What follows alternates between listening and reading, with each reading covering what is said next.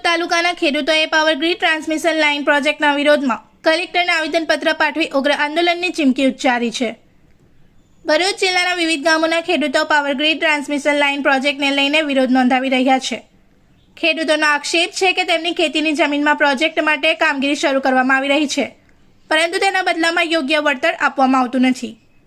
આ બાબતે અંકલેશ્વર હાંસોટના ખેડૂતોએ કલેક્ટરને આવેદનપત્ર પાઠવી રજૂઆત કરી હતી, જેમાં જણાવ્યા અનુસાર જિલ્લા પ્રશાસન દ્વારા આ પ્રોજેક્ટને રાષ્ટ્રીય અને જાહેર હિત માટે જરૂરી ગણાવવામાં આવી રહ્યો છે. તેમ છતાં ખેડૂતોનું કહેવું છે કે વિકાસના નામે તેમના હકોનું ઉલ્લંઘન થઈ રહ્યું છે. તેઓ સ્પષ્ટપણે કહે છે કે તેઓ વિકાસના વિરોધી નથી, પરંતુ યોગ્ય અને ન્યાયપૂર્ણ વળતર વિના જમીન આપવી સ્વીકાર્ય નથી. ખેડૂતો દ્વારા કમર્શિયલ જંત્રી મુજબ સંપૂર્ણ વળતર આપવા, માર્કેટ રેટ કમિટીની રચના કરવા અને તેમાં ખેડૂત પ્રતિનિધિઓને સામેલ કરવા સહિતની માંગણીઓ રજૂ કરવામાં આવી છે.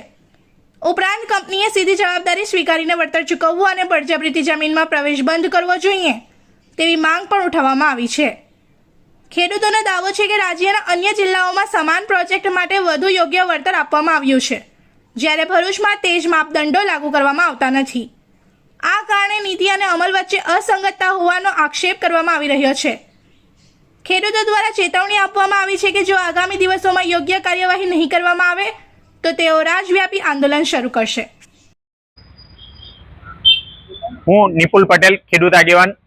અંકલેશ્વર હાંસોદ તાલુકાના વિવિધ ગામોમાંથી પાવરગ્રીડ કોર્પોરેશનની અનેક લાઈનો જાય છે અને એ લાઈનોના આધારે જ્યારે ખેડૂતો કામ કરવા નથી દેતા, પ્રવેશવા નથી દેતા, તો એમને કાયદાનું એક રક્ષણ મળે છે કંપનીને. એટલે કલેક્ટર સાહેબની કોર્ટમાં એ લોકો અરજી કરે છે અને અરજીના આધારે કલેક્ટર સાહેબ અમારા મુદ્દાઓ છે માત્ર વળતરના રોકવા માટેના કોઈ પણ પ્રકારની સંવિધાનમાં જોગવાઈ નથી કે ખેડૂતને સાંભળવા જોઈએ, નહીં સાંભળવા જોઈએ. આ બધી બાબતોને ધ્યાનમાં લીધા વગર અમે જ્યારે મુદ્દા રજૂ કરીએ છીએ તો મુખ્ય મુદ્દા 1885 ટેલિગ્રાફ એક્ટ, ત્યાર પછી એમાં અનેક એમેન્ડમેન્ટ થયા છે. એમાં 10(1) પ્રક્રિયા મુજબ બજાર કિંમત પ્રમાણે વળતર ચૂકવવાની જોગવાઈ છે અને એ લોકો વન ટાઈમ પેમેન્ટની જોગવાઈના આધારે ખેડૂતોને વળતર ચૂકવે છે. જ્યારે સંવિધાનની અંદર બીજી એક જોગવાઈ છે 62(e) મુજબ ખેડૂતોને ભાડું આપવાની જોગવાઈ પણ છે, જેનો આજ દિન સુધી કોઈએ ધ્યાન પર લીધું નથી અને એનો સરેઆમ ઉલ્લંઘન કરે છે.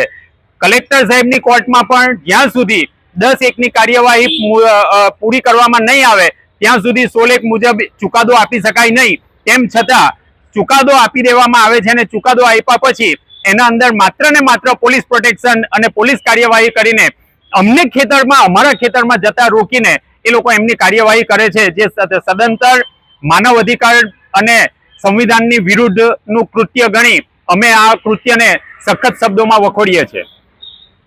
इस वीडियो को लाइक करें, हमारे चैनल को सब्सक्राइब कर बेल आइकन जरूर प्रेस करें हमारी न्यू वीडियो सबसे पहले देखने के लिए.